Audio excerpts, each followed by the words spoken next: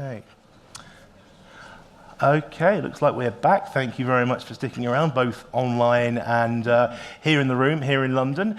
So for the next 40 minutes or so, we're going to be looking at the wider concept of security leadership and the level of risk in cybersecurity. So I'm Dan Raywood from Info Security Magazine, delighted to welcome my four fantastic panellists. I'm going to run through, we have got their names, and I think you can see their names possibly on the website as well, but just in case, I'll kick off with Tom. Do you want to just introduce who you are and where you're from? My name is Tom Langford. I am the CISO of Publicis Group, which is a media communications and advertising agency.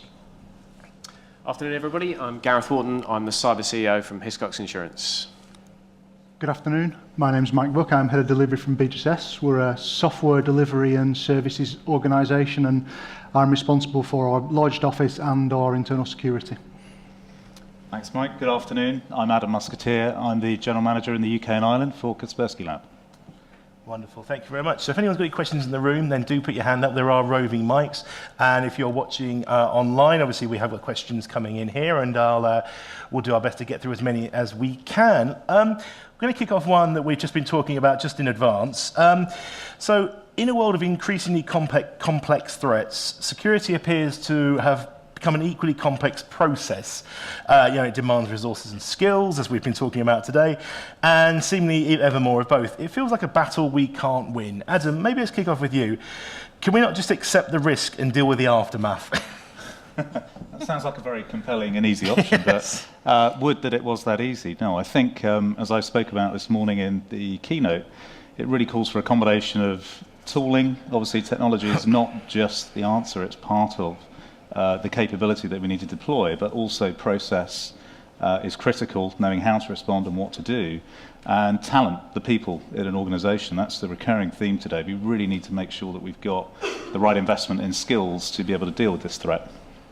Sure. I'm loath to ask what risk would you accept, Tom? But if you had to accept the risk, what risk do you think that would be? If you had to sort of compromise on any particular risk?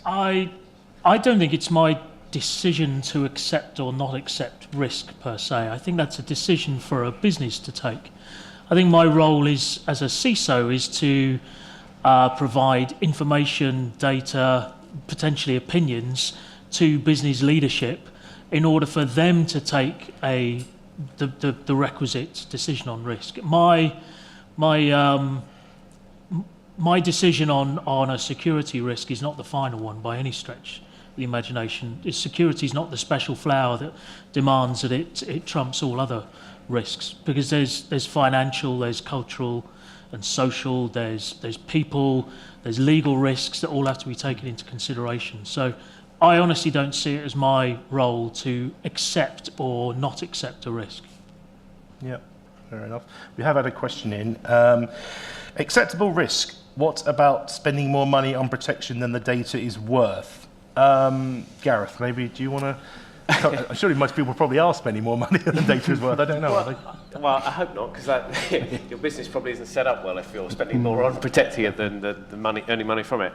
I think there's a couple of interesting points. I'm definitely with Tom that it needs to be commensurate to the risk. And most of us will own houses or live in houses. Most of us will buy home insurance because we believe the threat of burglary against the cost of the insurance makes sense. So it's that arbitrage about how much risk do I want to take. How much do I want good locks on my doors? How much am I going to spend protecting the windows? How much am I going to tell the kids to shut the door after they've left? What am I going to do to protect myself? But then what am I going to do with that residual risk? Is it a big enough risk I want to insure? So working out where that line is. And like Tom says, some risks, there's an amount of risk that you can manage down. There's an amount of risk that you'll go, okay, I'm willing to take that risk, i.e. the data isn't worth that much. If that got out, it's not going to cripple my business. And there's some you might say, well, that is a big deal. If I lost that, that would be a really big problem to me, so I'm going to insure that out. So I think there's a bit about categorising your risk. I think that fundamentally comes down to some fairly tedious things like knowing where my really important data is, how am I going to protect it, and what do I need to do differently. So they're not necessarily very, buying insurance isn't glamorous. Working out where your critical data is not glamorous, but they're really important steps into making sure you understand your risk. And I think a lot of businesses, the guys talked about it just earlier, that understanding, I think we're getting to a position where CISOs and the business are starting to understand their own risk And the conversation is now moving on to what's in my supply chain, what's up and downstream, who's got my data, and who else's data do I have that I have to protect like my own data. So I think, for me, there was Talk was certainly a watershed moment at Hiscox, because the chief exec was up there having to talk about things that they didn't understand, and that's not a comfortable position. And we definitely, I'd be interested to get Tom's view that, I felt at Hiscox, the board took it seriously. It was, okay, this is a big problem. I don't want to be on the front page. I don't want to be talking about this. You need to tell me what I need to know, and we need to put some serious money behind this to make sure I see this as, like Tom said, not more important than anything else, but as important. And I think historically it hadn't been as important. So I think we're on a level playing field now, so we can have a conversation about which is my biggest risk. Is my biggest risk my chief exec resigning? Is my biggest risk the marketing campaign doesn't work, my policy administration system upgrade doesn't work, or is my cyber risk? But be able to map them out and then have a sensible conversation about what I'm going to do with each of them. Tom, do you want to? And I think you're right. I think as human beings, we struggle with the concept of risk anyway. We're still sort of pre-wired to think that every shadow is a leopard waiting to kill us, or whatever, or even potentially something that we can eat instead. I think our understanding of risk and how we categorise it is very often flawed. How we describe it is very often flawed. And we'll conflate certain risks and reduce other risks. So as professionals, we need to actually establish a far better and far more accurate baseline as to what a risk is to an organisation. And one of the key parts of that is actually understanding what your business does. So I often ask how many people in the room read the company report every year. Normally get about sort of maybe 10-20%. The other 80% of people, I would suggest, don't know what their business does. And if you don't know what it does, you don't know what the risks are. And if you don't know what the risks are, you're actually protecting the wrong stuff, potentially.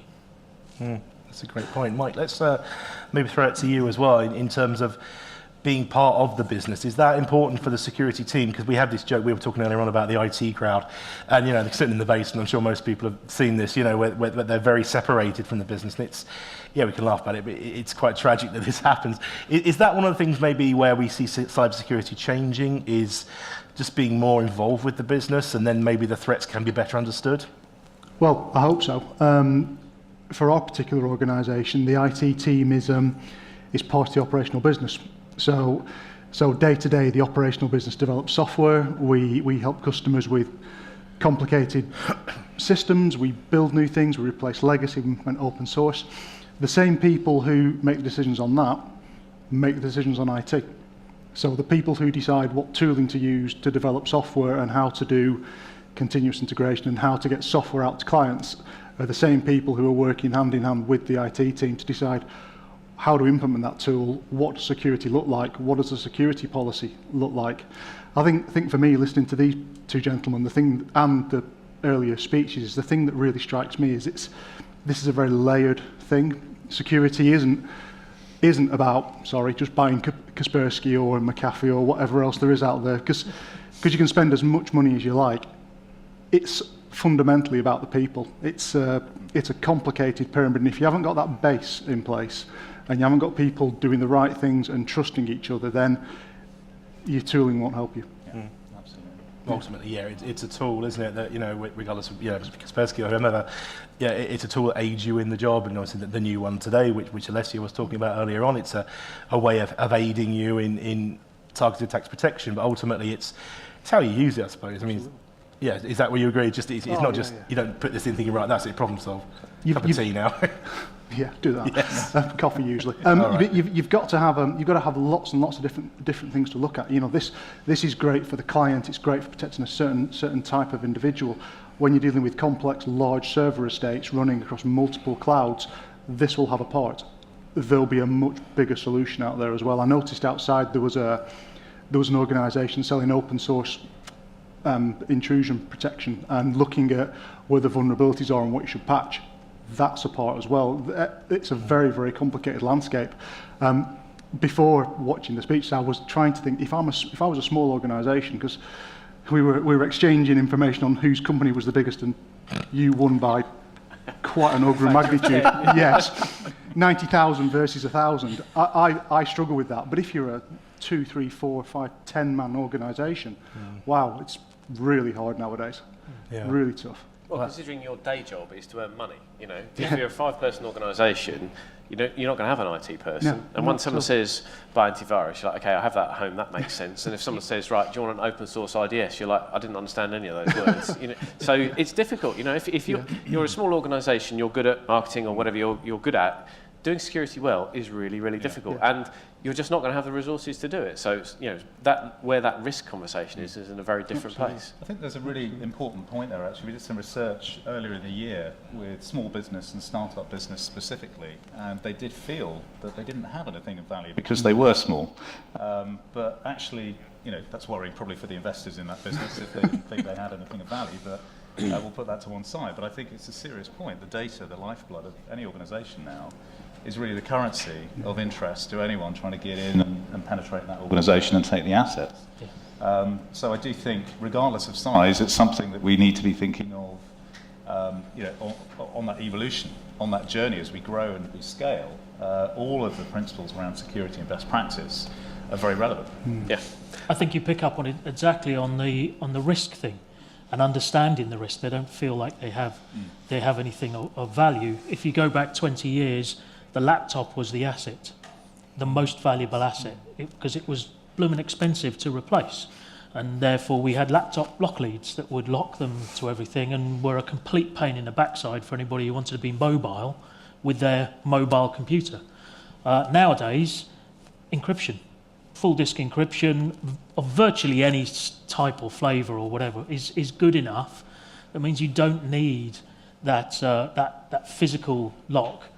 And if you lose the laptop, actually, the first question is not how much was the laptop, but was it encrypted?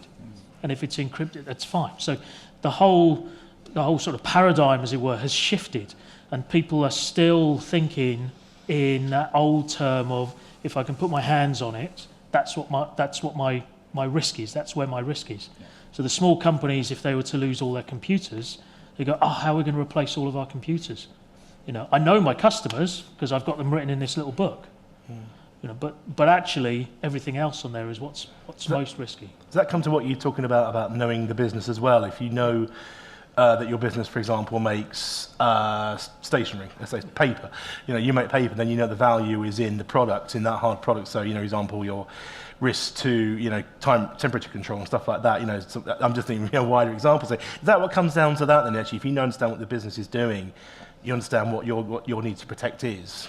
Absolutely, absolutely. You know, I think one of the key things to remember is that everybody's job in any kind of company of any scale is you know, bluntly, to make money for the shareholders.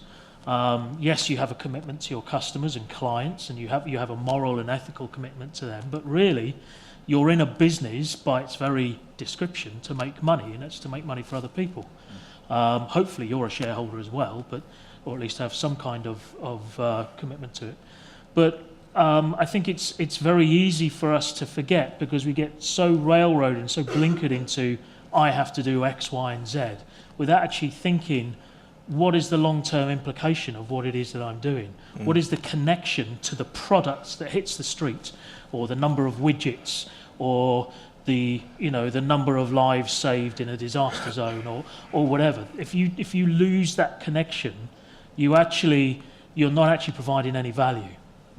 I think Tom makes a good point that, you know, you're right. It used to be the laptop that was important. Now it's the data that's on that laptop that's important. That's a lifeblood of most industries now. Even if you're a small company, I mean, we paid a claim for an optician's. One of the members of staff got an email saying you've been caught speeding. Double-clicked on the speeding icon. They got a ransomware.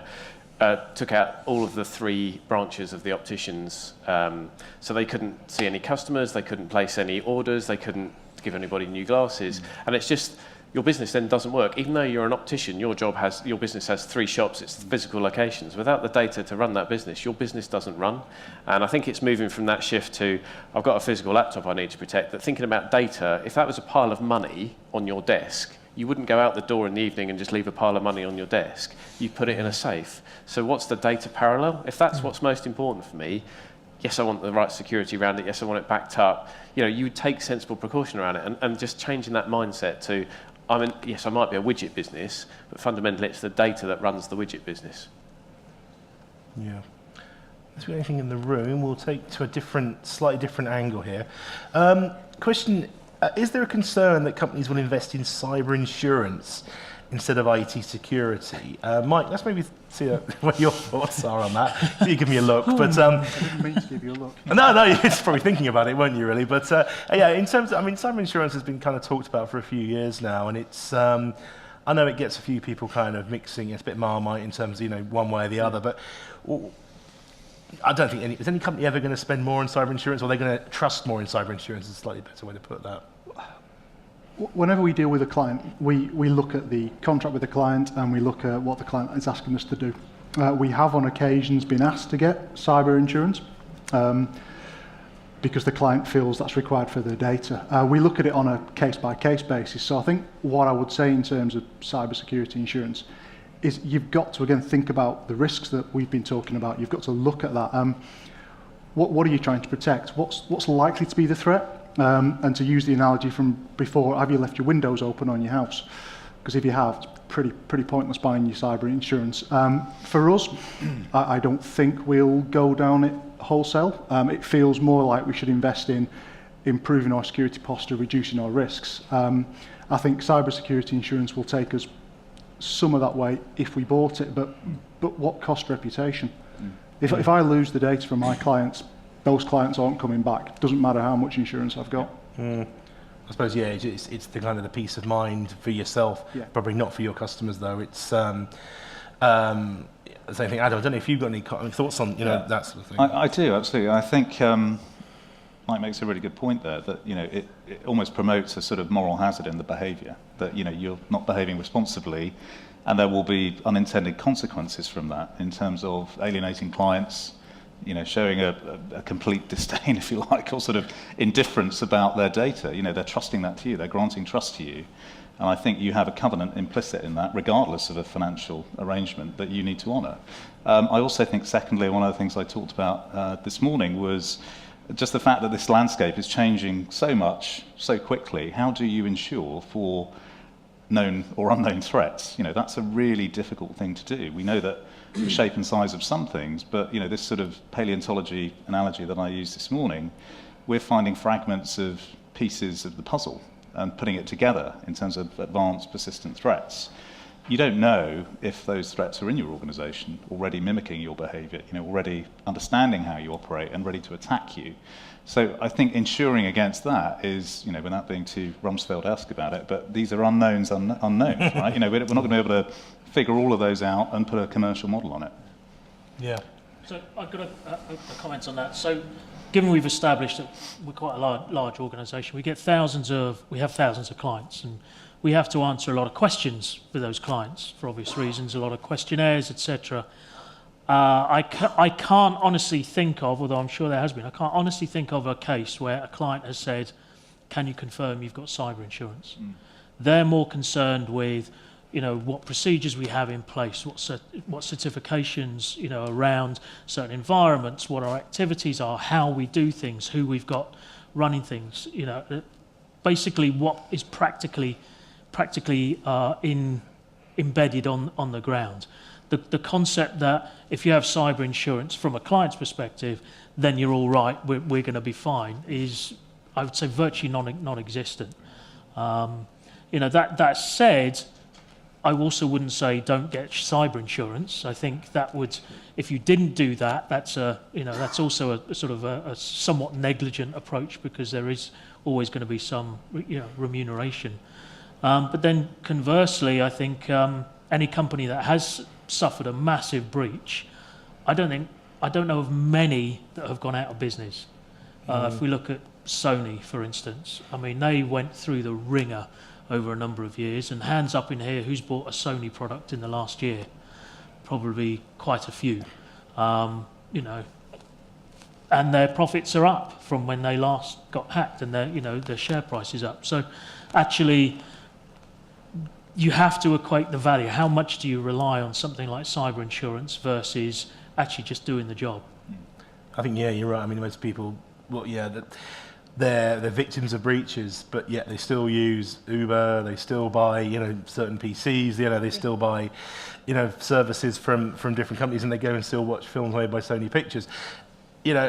These things happen. Is it actually, that's the question. Maybe I'll throw this to Adam first. Is it just maybe the part of the kind of human nature of people now? They think, well, cybersecurity breaches are inevitable.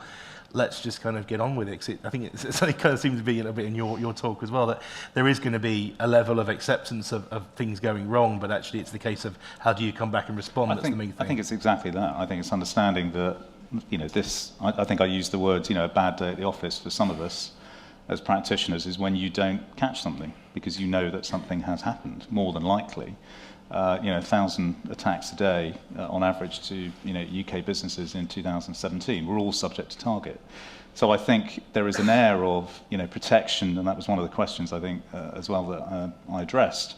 Protection has been, if you like, a lot of the focus. That's not enough in and of itself. In the same way that just technology on its own is not enough.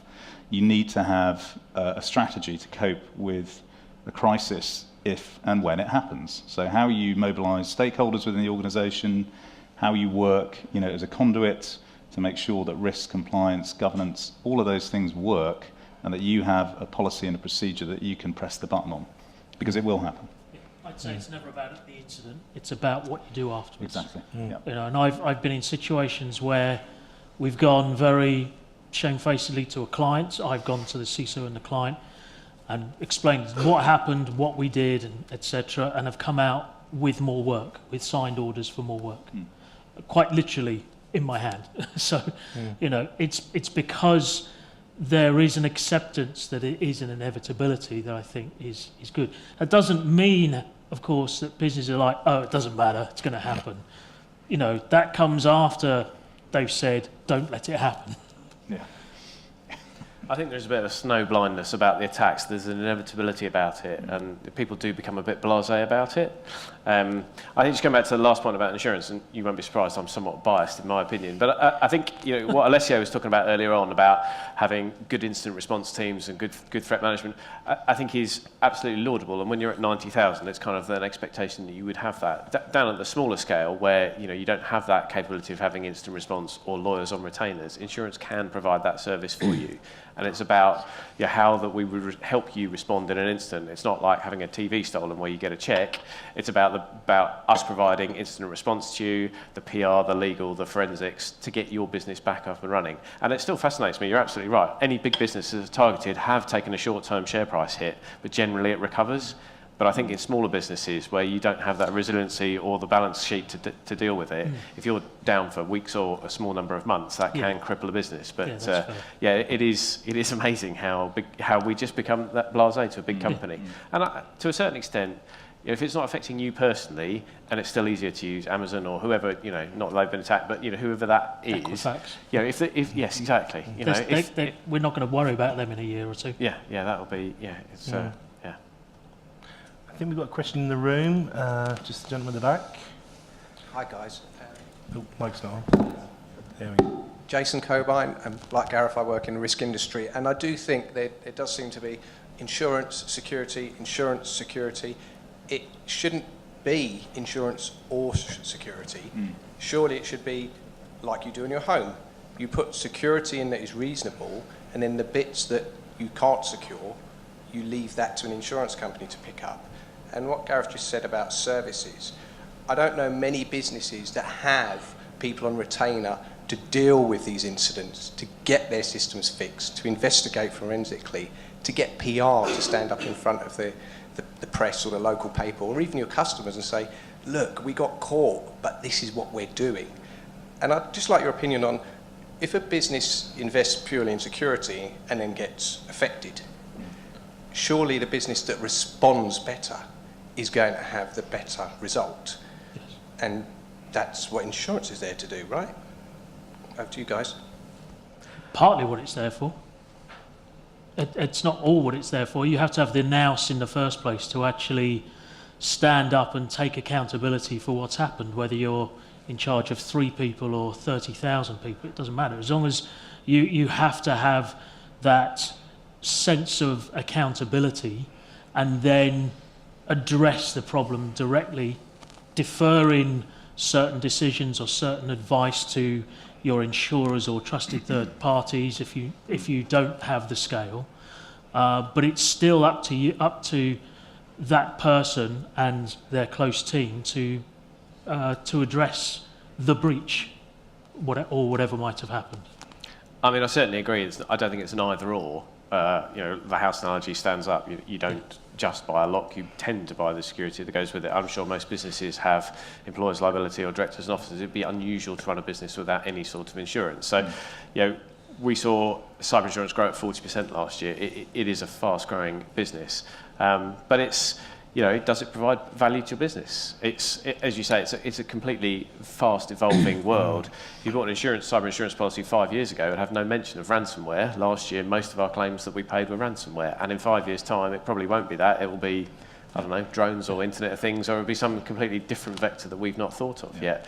And the insurance, and it's a really interesting business to work in, because the risks that we thought we understood last year are not the risks that we'll understand next year. So trying to price that risk and ask the risk manager and the CISO, are you good at this or are you good at that? Someone taught me many years ago, it's like telling someone they've got an ugly baby. You can't go to the CISO and go, you're not doing a very good job there. You go, yep, very good. How about doing these sort of things? Yeah. Or, it can help the CISO go to the board and go, well, look, peers are spending more than us, or our insurance would be cheaper if we bought that, or this is the level of that we're expected to be before insurance will be offered to us. So it should be complementary rather than an either or. Definitely. No, absolutely. And in fact, I know for us, myself and my chief privacy officer, we got involved directly with pitching to the insurance companies that were vying for the business to try and show them how good we were, and therefore how low our premiums should be, if you see what I mean. So actually, again, working with your business, certainly at least the business of scale, that's going to help in that case. But when you're a small organisation, actually trying to partner with an insurance company, whoever that is, and understanding exactly what you get for your insurance, because your mileage may vary. You might get legal coverage, you might not get legal coverage. You might get technical advice, you might not. You might just get the cost of hardware replaced, or your excess might be £10,000, which is a bit of a bummer if you've only lost 5 laptops and a £2,000 server. So it's important to understand how effective it is going to be for you. Right, I think we'll take one more from online. This obviously encryption has come up quite a few times today. What's the best practices for data encryption? Quite a general question. So I'll let you all think about that. Maybe Adam. Yes. Yes. I think it's got lots of good practices. Have them all. Do lots of it. Do lots of good encryption. Encryption. Tom, you've obviously mentioned full disk encryption and stuff like that, and I guess that they're a digital world. I'm sitting with an iPad in my hand. Is it possible to put encryption on personal devices? That's been an issue in the past. Well, I think that's the best bit, is that encryption now is a bit like the antivirus of 10 years ago, in that it's ubiquitous and people know about it. In 10 years' time, I think on the whole, encryption will be invisible. So your device there, it's encrypted. It's already encrypted the moment it comes out of the box. It's a good product. There are products out there that aren't as good or have bad implementations, but I think the more transparent it becomes, the better. We don't need the less we hear about it, and the more prevalent it is, great. Because let's face it, it's a pretty complex topic. And the average person is certainly not going to understand it. It's going to be, is it safe? Yes, fine. Is it one of those things maybe let's just throw this one to you, is encryption one of those things that's easy to sort of Tom said antivirus 10 years ago, easy to justify? You can say this is why we need it because it's in GDPR, for example, or because best practice say, is it a very easy one to justify to a board, for example? Yeah, I think it is. Everything we do is obviously encrypted, all our laptops, all our devices. We do a lot of work in the cloud, a lot of Amazon Web Services, Azure as well.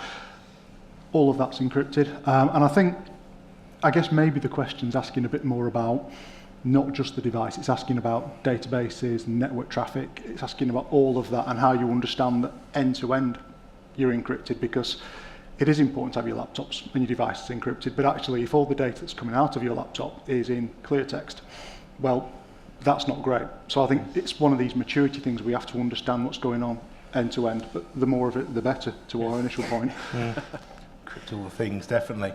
Just conscious we've got about 10 minutes left of our time here, so I'm just obviously, if you've got any more questions both online and in the room, do let us know. This one that came in a little while ago, but I'm quite interested to get your various opinions on this. Maybe Adam will start you first. Where do you see cybersecurity jobs in 5 years? It doesn't specify, obviously range of different careers here and in the room as well. In terms of generally though, do you see things changing at all? Are we going to see more people just kind of with this assumption of breach and responding to that? I think there's, huge talent pools, obviously. And I think one of the things I would just talk about here is the importance of early education and early intervention as well, because, the best people at solving these problems could also potentially be some of the people best at creating some of the problems. So I do think, there is a market on both sides of that equation. Let's not forget that. So I think it's important to have strategies to harness those skills, whether that's, STEM, whether that, that's something that we're obviously really passionate about, making sure that, we have reaching out to, young people, both genders, obviously, to make sure that they're fully engaged and that their skills are recognised. And I think finding a way to align those capabilities in, subject matter areas that maybe they haven't thought of. I also think, we may all be specialist practitioners in security, but some of the best people I've met in security do not necessarily come from that background. They also come from different backgrounds with different disciplines in terms of project management, in terms of programming, whatever it might be. And the security is the bit that they've, is additive to them. So I see the market maturing. I think, there is a war for talent. I think I used that word this morning. And we're all in competition for those very finite resources. And to solve these problems requires very complex cognitive skills. And, cognitive is also something that we need to think about in that context. How we harness that with, human resource and how we use machines, to help complement. One's not going to replace the other. They're going to work together. So I think the market is burgeoning and will continue to grow. I think the market's going to change massively. Sorry. No. I think, exactly as Adam says, STEM, I think NCSC are doing a good job there to bring school children into this market. I think just talking to some friends and their children, there seems to be, this isn't really an established market yet. People seem to understand science or maths and that there's sort of this interesting intersection. So I think there's an opportunity there. And I think as Alessio talked earlier, at the risk of using loads of buzzwords, what machine learning can do is sort of do some of that heavy lifting, so the jobs will become sort of higher level jobs where it will be just looking at the anomalies rather than having to look through a bazillion log files. So Kaspersky are doing it, Microsoft are doing it, that mean the value that the humans can add is not in the sort of bottom layer. It's the, okay, I've found that problem, what am I going to do about it, rather than finding the problem. So I think the jobs we'll be doing will be different, but it's also about getting the people into those jobs. Sure. I think 3 things. 1, more diversity. 2, less barriers to entry, be that a degree or a CISP or a CISM or whatever. And 3, more longer term investment in people and their skills. And I think those 3 things alone will get rid of what I believe the fallacy of the cyber skills shortage. Just a quick follow-up on that. You said about barrier to entry. Do you mean that in terms of, I think you mentioned the panel you did this morning in the main room here, you mentioned there's often too many times HR departments will say, right, this person hasn't got the right, certifications, hasn't got a computer science degree from Royal Holloway or MIT or whatever. Is that one of the problems that, we need to get over that level? Absolutely. I was telling a story to some people over lunch about we were looking for a red teamer, and it just happened in this geography, HR had to take first shot at it. They came back and they said they couldn't find any candidates. The 3 that they spoke to were rude and arrogant and very full of themselves. And I said, those are the 3 people we would need to look at for this red teamer role, because those are exactly the skills that we need, for someone to do that particular role. So, those barriers are put up by us, by ourselves and our own people, to even get people in. But you don't need a degree, as you say. You don't need a CISP or a CISM. You don't actually, in many of the, certainly the more technical skills, even need to have that particularly good social skills. Some of the best people at those kinds of roles are those that don't have those social skills. And we acknowledge that, and that broadens out, again, the type of people that we would employ. These are not customer-facing roles in many cases. And we need a very, very specific type of skills. And anybody who's seen Mr. Robot knows exactly what I'm talking about. And we've got one question just over here.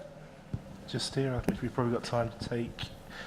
Thank you. We've heard about people, process, technology and underpinning insurance. Question is, how can we better understand how to manage our supply chains and the risks that they pose to our businesses? Talk to them. That's a really good question. I've got an example at the moment where I'm dealing with and we were discussing this before. I'm doing some security clearance work at the moment, and one of my suppliers is sending passwords in clear text to me, which is something that clearly is unacceptable. And I think we've been through the ISO 27001. We too go through the spreadsheets where we get 200 questions and we issue them to our suppliers as well. But I think ultimately for me, it comes down to having a really detailed, in-depth conversation, and that's probably a very unpopular thing to say because it would be nice to have an automatic thing that fixed that for us, but I think we're going to have to work really hard and build a relationship with these suppliers, understand exactly what they're doing, go beyond the spreadsheet, and make sure that the data we give them and the data they give us is right for our business. So for some of my clients, even though I do development work for them, I refuse to take their data. We agree between us that it's just too difficult. If I have their data and it leaks, that's just unacceptable for all of us. So we build a really strong relationship where we understand exactly what we do and exactly what they do, and we then stick to that. And I have to do the same for my supply chain. I think it's, there's lots of sort of unglamorous steps in there. So making sure you've got a decent procurement process, so not anyone can sign up for an AWS account and suddenly all your company data is out in the cloud, or how that's who's creating those engagements with the supplier. So does it go through a central procurement team, and someone can ask that question? Do you have the PI cover? Do you have the whatever? And then it's at Hiscox we have sort of a gold, silver, bronze, depending on the level of data of ours that you hold. Is it customer data? Is it just a working relationship? And what level is it? And that depending on the level, it's a different level of investigation. It will be a spreadsheet, and then it'll be a phone call, and then it'll be an on-site test, and So it's about making sure that it's proportionate, that the supplier that you use. But it's difficult. Every company has loads of suppliers, and then how far down that chain do you go? If it's your supplier, it's your supplier. One of the things we've talked about offering to our customers is outside-in scans of their supplier network, so we can at least assess the perimeter of your supplier. So that's not going to tell you are they any good, but it's a sort of proxy to if their servers are patched, there's probably a better chance than being a decent supplier. So at least it makes that job a little bit easier for our insureds. And I think, if I may just add, I think, I talked about this morning, so many threats are launched from the supply chain. So this is a question that we really have to find an answer to, because if you're going to do your transformation, you have to be outward looking, you have to be open, you have to collaborate. So it's imperative that we have a solution for this. Because otherwise you can't transform your business.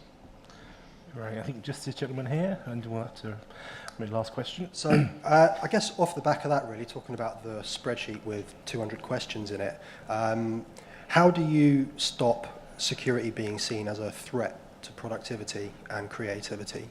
And that's one example, I think, potentially, where you've got maybe a large client looking to work with a small supplier, and that small supplier is going to be answering no to most of those 200 questions.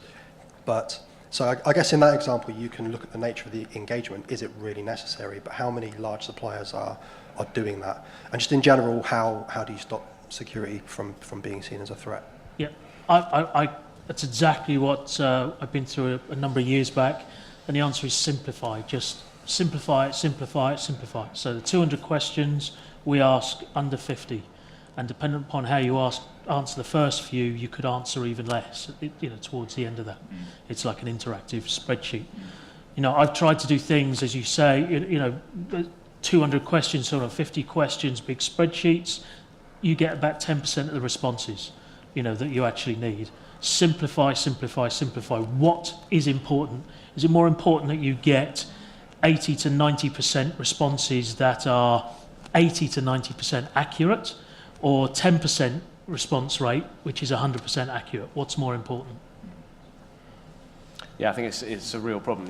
When we're offering insurance to customers, quite often our prop form has got a bazillion things on it. So it's about how we can simplify that so it's the lower cost of entry for the customer. So so we talk about connect rather than collect. What data can I get from the customer without having, what's open source? Can I look at Dun & Bradstreet for their turnover and number of staff? Can I look at a number of different places to get data about them to save me having to ask them? But it is a pain. If it's a supplier, do they have Cyber Essentials? What sort of certification will that get me some of those answers? So can I save myself? But it is a pain, and there's no common standard. It's not ISO this, or it's not Cyber Essentials. There's NIST framework. There's like 50 million frameworks for different industries. There is no standard, and I wonder if that's a direction that we'll go to become a certain template for these questions, so that whether you're supplier to customer or whether you're insurer to customer, can we simplify that so that you have to do it once? You don't have to have Tom doesn't need to have a team of 5 people that are just there filling in spreadsheets all the time, because that's really not a good use of. That's not making anyone more secure. Just conscious of time, but maybe Adam, if you want the last word before we wrap up. Well, I think my fellow panelists have very eloquently addressed that point.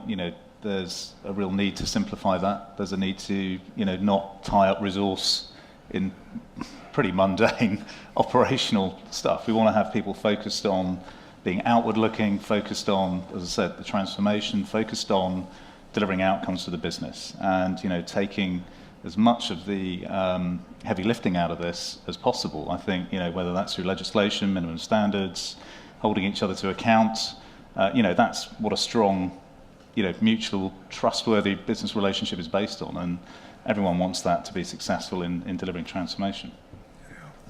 Wonderful. Well, I think with that we will wrap things up. So big thanks to all of you in the room and all of you watching online as well. And big hand for our 4 panelists as well. And thanks very much for attending.